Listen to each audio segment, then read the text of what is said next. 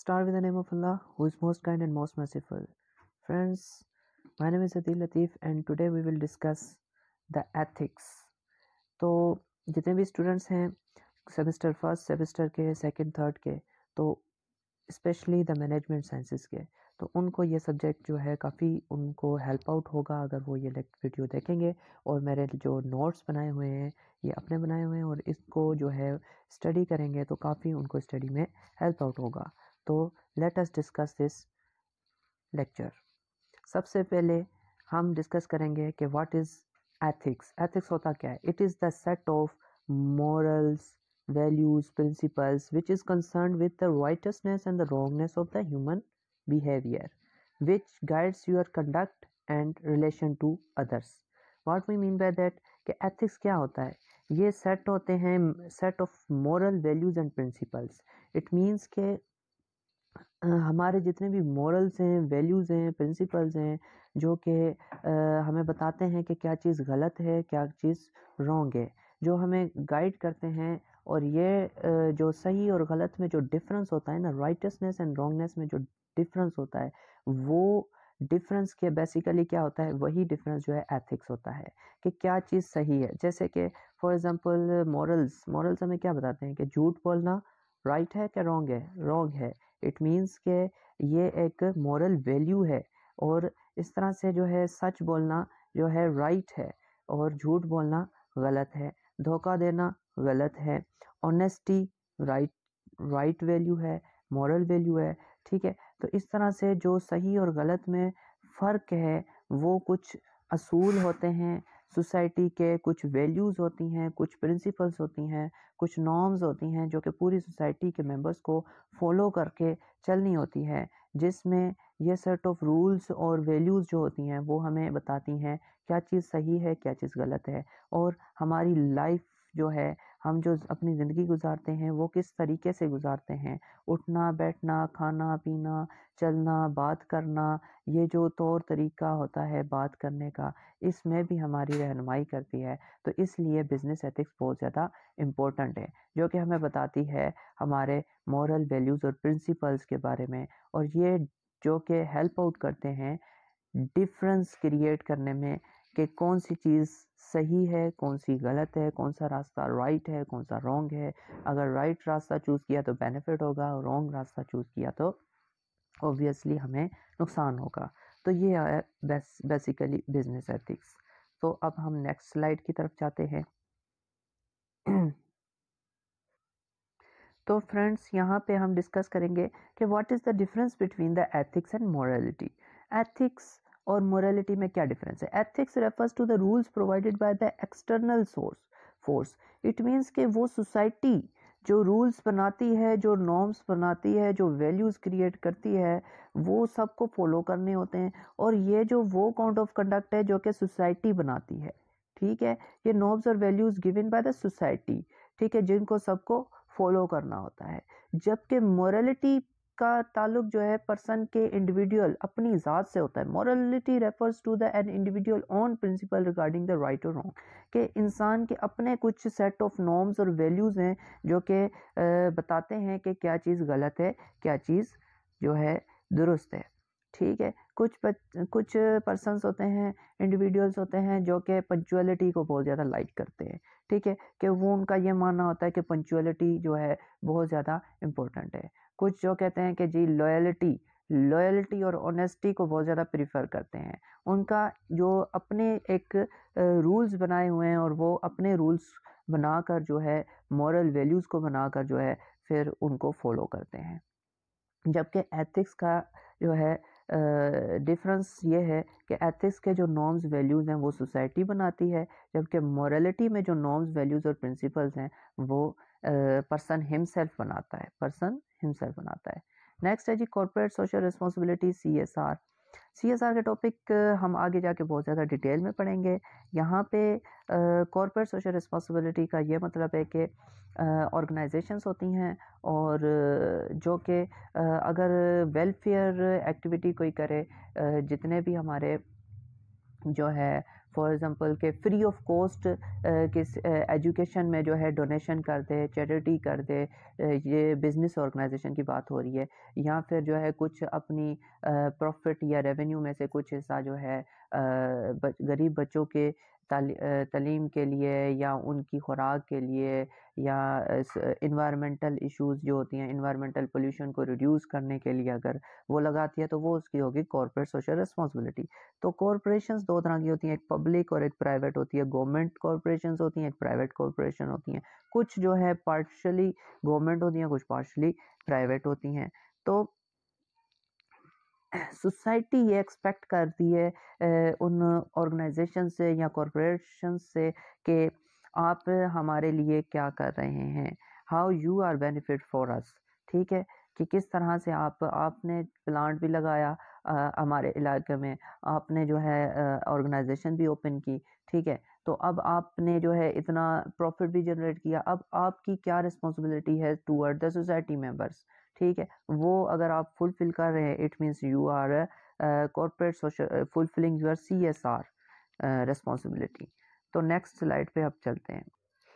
अच्छा जी, कुछ एग्जांपल्स हैं, हम उनको डिस्कस करें तो बहुत ही इंपॉर्टेंट हो जाएगा और ज़्यादा टॉपिक को जो है CSR को आप अंडरस्टैंड कर सकेंगे। जैसे कि टेक्सटाइल मिल है, टेक्सटाइल मिल्क जो कि environmental safe by the CSR recycling. हाँ जी, तो एक टेक्सटाइल मिल्क है जो कि रिसाइकलिंग मेथड्स को यूज़ कर रही है, ताकि रिसाइकलिंग मेथड्स मीन्स के जितने भी इलाके में, सपोज करो एक एग्जांपल देता हूँ, सिंपल सी के बॉटल्स है, ठीक है, तो लोग क्या करते हैं, प्लास्टिक बॉटल्स, कोका कोला हो गया, पेप्सी होगी, वो यूज़ करते हैं और फेंक देते हैं, राइट।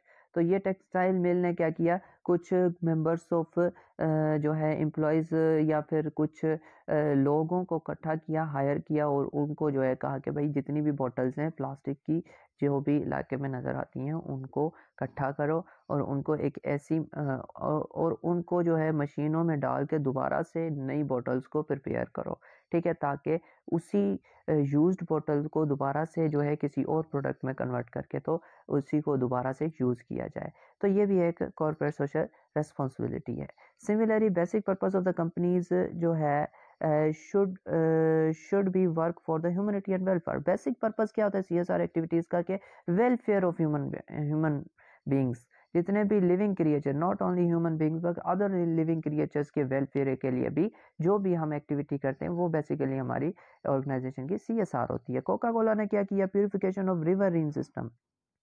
आपको पता है कि ये जितनी भी फैक्ट्रीज होती हैं, कुछ तो फैक्ट्रीज ऐसी होती हैं जो कि अपने जो है केमिकल्स को, जो है जितनी भी केमिकल्स हैं इंडस्ट्री से रिलीज़ होते हैं, हार्मफुल सब्सटेंसेस रिलीज़ होते हैं, वो डायरेक्ट जो है नदी नालों में बहा देते हैं और वो वहाँ से जो है हमारे रिवर में जाता है, और रिवर का पानी जो कि इतना साफ़ और जो है पीने के लायक होता है, तो वो जब केमिकल्स टॉक्सिक किस्म के उस रिवर में जाते हैं तो रिवर को पोल्यूट कर देते हैं। रिवर का पानी जो है वो पोल्यूट हो जाता है, वहाँ पे रिवर के अंदर जो लाइफ है, एक्वाटिक लाइफ है, वो उसको भी डैमेज करते हैं।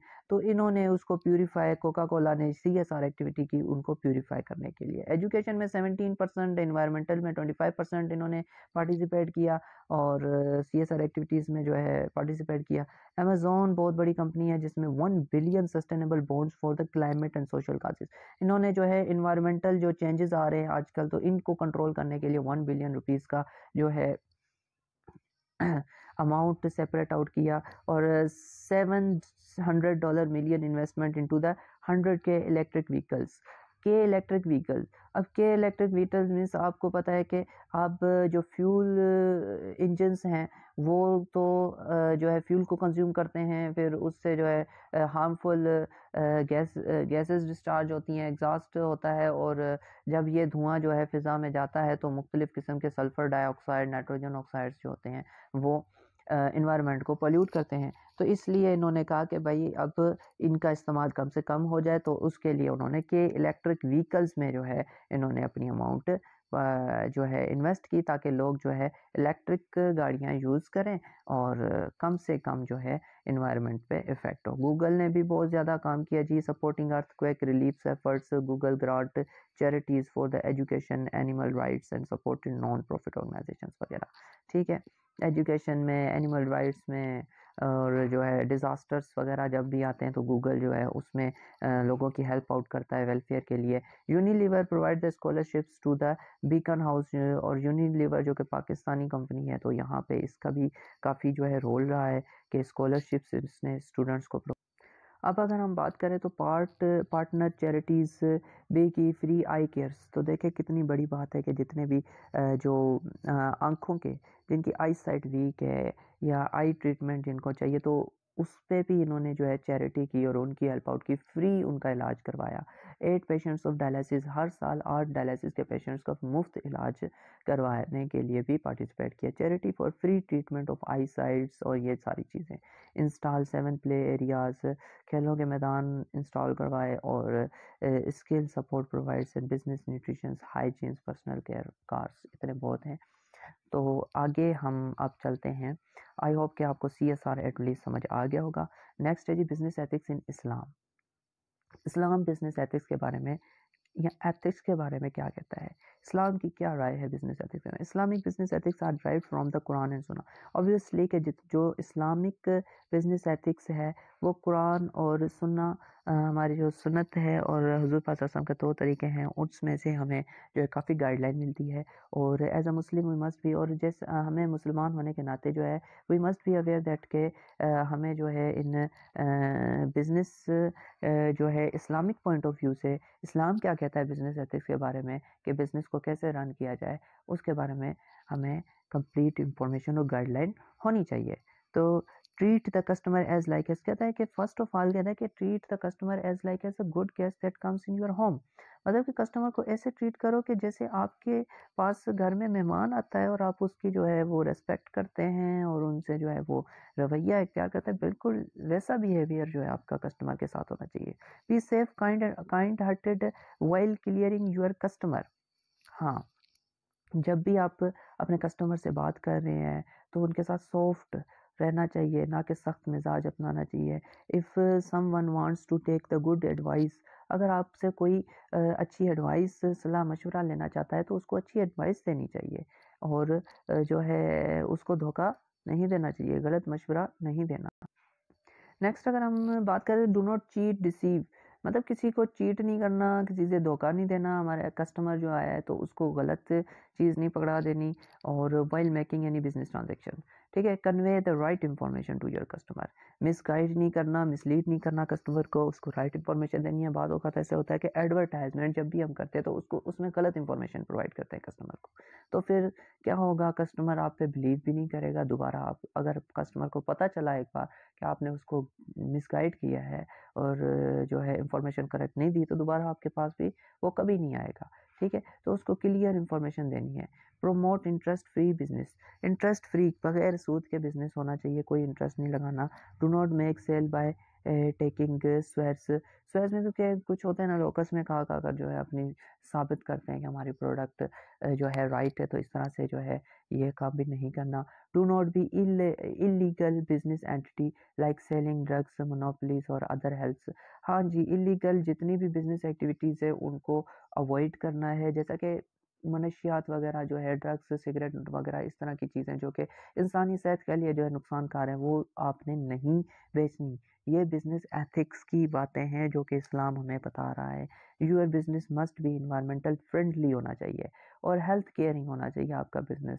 ठीक है, कि इन्वायरमेंट को भी इम्पैक्ट ना हो और हेल्थ भी लोगों की उसको भी इम्पैक्ट ना हो, ऐसा बिजनेस रन करना चाहिए। जैसे कि फैक्ट्रियाँ होती हैं, धुआं निकलता है तो वहाँ से इन्वायरमेंट पे इफेक्ट पड़ता है, तो ऐसा सिस्टम नहीं करना। अगर हाँ, अगर धुआं निकल भी रहा है तो उसके लिए कोई प्रिकॉशनरी मेजर्स जैसे जो है स्टेप्स उठाने हैं जिससे वो कम से कम इन्वायरमेंट पे इम्पैक्ट पड़े। Do not focus on earning too much money, ज़्यादा पैसे के ऊपर तवज्जो नहीं देनी। Focus on prosperity of your business, मतलब ये कि कुछ होते हैं ना लोग के बिजनेस स्टार्ट हुआ और स्टार्ट में ही जो है प्रॉफिटेबिलिटी की तरफ चले जाते हैं और ज़्यादा उनका जो है यही फोकस होता है कि भाई ज़्यादा से ज़्यादा पैसा कैसे कमाया जाए। नहीं, आपने इस तरह से फोकस करना है कि प्रोस्पेरिटी ऑफ योर बिजनेस, मतलब कि बिजनेस को ग्रो करने में अपनी एनर्जीज को इन्वेस्ट करना है कि किस तरह से इसको जो है इंटरनेशनल लेवल पर ग्रो किया जाए, बढ़ाया जाए, इसके ग्राफ को इंक्रीज किया जाए। डू नॉट शो ग्रीडीनेस, लालची, जो ग्रीडीनेस मीन्स लालच करना, लालच शो नहीं करनी, और be a generous by heart, और जो है फ़राख दिली से काम लेना है। फ़राख दिली से मतलब कि अगर आपको अच्छा बिजनेस में प्रॉफिट आ रहा है तो आपने ज़कात देनी है, फंड्स को सेव करना है, चैरिटी देनी है, वेलफेयर ऑफ मैनकाइंड, क्योंकि आपकी भी तो कोई CSR एक्टिविटी जो कि हम पढ़ के आए हैं, एक आयत होती है कि आप अगर बिजनेस कर रहे हैं, आपकी अच्छी अर्निंग आ रही है तो आप ज़कात दें, आप लोगों की भलाई के लिए वेलफेयर एक्टिविटीज़ में चैरिटीज़ दें। और लास्ट में हम कह सकते हैं कि getting as early as possible, मतलब कि सुबह जल्दी उठें। बिजनेस करने के लिए आपको जो है सुबह जल्दी अच्छी आदतें अपनानी चाहिए, जैसे सुबह जल्दी उठना जो है एक अच्छी आदत है। Be honest while doing business activities, honesty, ईमानदारी के साथ काम करना है। बी फेयर ऑफ अल्लाह, अल्लाह ताला को हाजिर नाजिर रख के, अल्लाह ताला का जो खौफ है वो दिल में रख कर जो है अगर आप काम करेंगे तो आपका हर काम सही होगा, आपको बिजनेस में मुनाफा भी होगा, और यकीन जो होता है ना अल्लाह ताला की ज़ात पे, वो आपका मुकम्मल कामिल हो, अल्लाह ताला का डर दिल में हो, तो आपका हर काम सही तरीके से होगा, और आप किसी भी गलत पाथ को नहीं चूज़ करेंगे। जैसे कि बिजनेस एथिक्स ने हमें बताया the difference between right and wrong, तो आप सही तरीके से जो है जज कर पाएंगे कि कौन सी चीज़ सही है और कौन सी चीज़ गलत है। Find money in peace, not peace in money, कि आपने जो है find money in peace, not peace in money. आपने क्या करना है कि पैसे में पीस को फाइंड आउट नहीं करना, ठीक है, पीस इन मनी, ठीक है, कि मनी में पीस होना चाहिए। मतलब इस मुहावरे का ये है कि आपने कंप्लीट फोकस आपने मनी पे नहीं करना, ठीक है, आपने जो है अपनी प्रोस्पेरिटी ऑफ बिजनेस पे फोकस करना है। तो आई होप कि आपको ये लेक्चर जो है सही समझ आया होगा। नेक्स्ट फर्दर अगले लेक्चर में हम जो है इसके आगे जो है बहुत मज़ीद एक दो टॉपिक्स को जो है जो कि बहुत इम्पोर्टेंट हैं उनको हम डिस्कस करेंगे। तो अपना ख्याल रखें और इस तरह से वीडियो देखते रहें। तो इंशाल्लाह उम्मीद है कि बिज़नेस एथिक्स एक सब्जेक्ट जो है आपका बहुत ही आसानी के साथ क्लियर होगा, और ये बहुत ही इतना कोई मुश्किल सब्जेक्ट नहीं है। मैं समझाऊंगा ऐसे कि आपको इजीली अंडरस्टैंड हो जाएगा, और टाइम सेविंग, कम टाइम में आप इसको जल्दी से कवर कर लेंगे। Thank you. अल्लाह हाफिज़।